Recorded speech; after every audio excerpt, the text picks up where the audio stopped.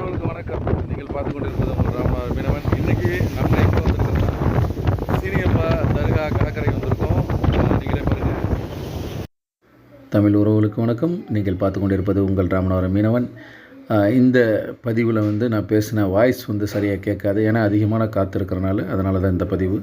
இப்போ நம்ம இருக்கக்கூடிய கடற்கரை சீனியப்பா தர்கா கடற்கரை. அரிமான் பீச்சிலேருந்து பக்கத்தில் சுந்தரமணியாலேருந்து உள்ளே போகணும். ஒரு 5 கிலோமீட்டரில் இந்த கடற்கரை இருக்குது. மிக அழகான அருமையான கடற்கரை இந்த கடற்கரை. இந்த கடற்கரையில் மெயினாக பார்த்திங்கன்னா பக்கத்துலேயே தர்கா இருக்குது. இன்னொன்று, இங்கே வர மக்கள் இங்கேயே அனைத்து பொருட்களும் எடுத்து சமைச்சு சாப்பிட்டு கடலை அழகாக ரசித்து இங்கே குளிச்சுட்டு போவாங்க. அந்தளவுக்கு இது ரொம்ப அழகான ஒரு கடற்கரை. மூங்கில் மரம் அனைத்தும் இருக்குது இந்த கடற்கரையில். அதே மாதிரி நம்ம அடுத்து போகக்கூடிய இடம் பாம்பன் பாலம். புதிதாக கட்டப்பட்ட பாம்பன் பாலத்தையும் நம்ம இந்த வீடியோவில் பார்க்க போகிறோம். வாங்க போய் பார்க்கலாம்.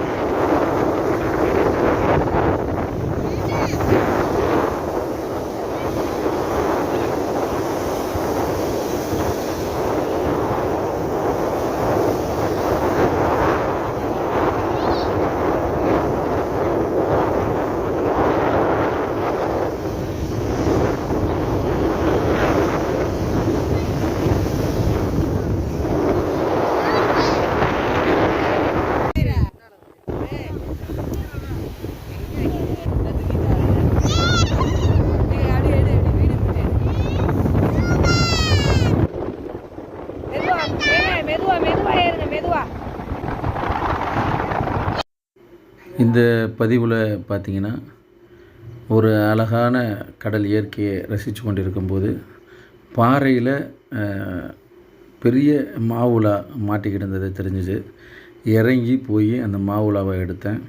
கிட்டத்தட்ட ஒரு 500-300 கிராம் இருந்துச்சு. நல்ல பெரிய மாவுலா. இது கப்பலில் மீன் லாஞ்சில் பிடிக்கும்போது எப்படியோ தப்பி வந்திருக்கு. அது கடல் கடந்து நம்ம கையில் மாட்டியிருக்கு. அழகான மாவுலா. வெயிட்டு 5 கிலோ 300 கிராம் இருந்துச்சு. அடுத்த பதிவை நம்ம பார்க்கலாம்.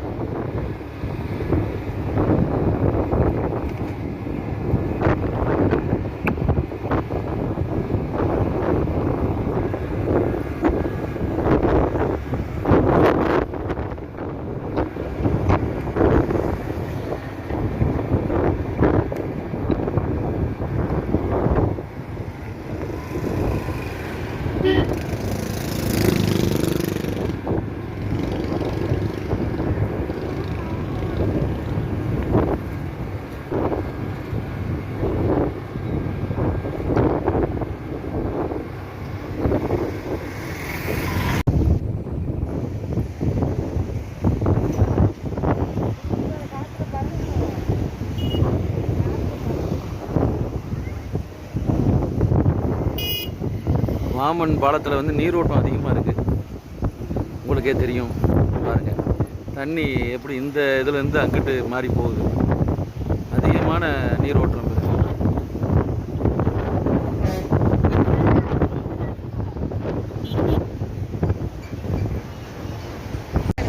இப்போ நம்ம பார்க்குறது பாம்பன் பாலத்தில் புதிய ரயில்வே பாலம். இது பழைய பாலம் கீழே இருக்குது. இது புதிய பாலம். ரயில் சோதனை ஓட்டம்லாம் நடந்திருக்கு. இன்னும் கொஞ்ச நாளில் ட்ரெயின் வந்துடும். இதில் இத்துடன் இந்த நிகழ்ச்சி முடிவடைகிறது. அடுத்த நிகழ்ச்சியில் உங்களை சந்திக்கும் வரை உங்களிடம் விடைபெறுவது உங்கள் ராமநாதபுரம் மீனவன். நன்றி தமிழ் உறவுகளே.